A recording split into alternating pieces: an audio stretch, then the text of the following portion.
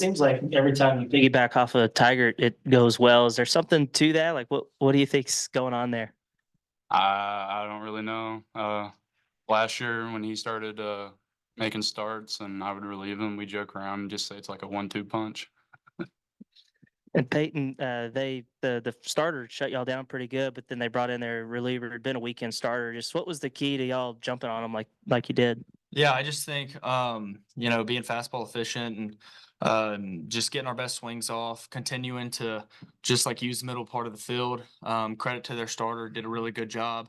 Had us off balance, but the pitching staff that we had, they were able to keep us in the game, and finally we had a big inning, so it was good. Pete, I don't think Arkansas had ever hit back-to-back home runs before last year. And then you and Kendall have been part of it 2 years in a row. I mean, just could you speak to the, I don't know, uniqueness of that? Yeah, I just think that it's kind of one of those games where neither offense is doing much, and I was fortunate enough to put a good swing on a ball, and I felt that kind of got our dugout going and stuff, and Vahiva had a great swing and hit one out, and obviously Diggs, but me and Diggs are actually joking after the game, and I felt like since we've been here, we've kind of like hit like probably like 4 or 5 like back to backs, and if there's a record of that, we want to check to see if like we're up there. But no, man, it was nice to kind of get that started and stuff. Like I said, credit to their starter, he did really good. But we put some good swings on those balls in like the sixth or fifth, whenever it was. Was there something different about what Meyer was throwing in the sixth versus what you'd seen from Pimentel? Yeah, I just think that he was commanding the zone. He was, or at least for this at the start. My first at bat up there, he threw me some good fastballs, and I was just trying to stay to the middle part of the field, and eventually he hung a change up, and I put a good swing on it. But they got a good team, and y'all know like the SEC is really hard to win in, so it's huge to win on Friday and Saturday. Well, just you're the reliever, but I think you might be second in the team in innings. I mean, do you carry it all as a starter's mentality when you go out there that you want to eat as many innings as possible, or is it you're not really thinking like that? I don't really typically think like that. I kind of just go until I'm told that I'm not going any longer, and then I really enjoy it coming out of the pen just because like you don't really know when you'll come in, so you gotta just be in the moment. Well, when you do come in and there's guys on base, like, does Dave tell you anything, or is it just like, hey, it's a situation, 2 on, 2 outs? Just kind of what's the conversation like? Usually just gives us like a situation and then just like, where we would throw the ball to on like a stolen base or something. Yeah, Peyton, what do you think it says about y'all's preparation that y'all were able to jump on that reliever right away? Just as soon as they went to the bullpen, you guys knew exactly what to expect and were able to put good swings on it. Yeah, I think a lot of credit goes to Coach Thompson and our hitting staff, Coach Warnes.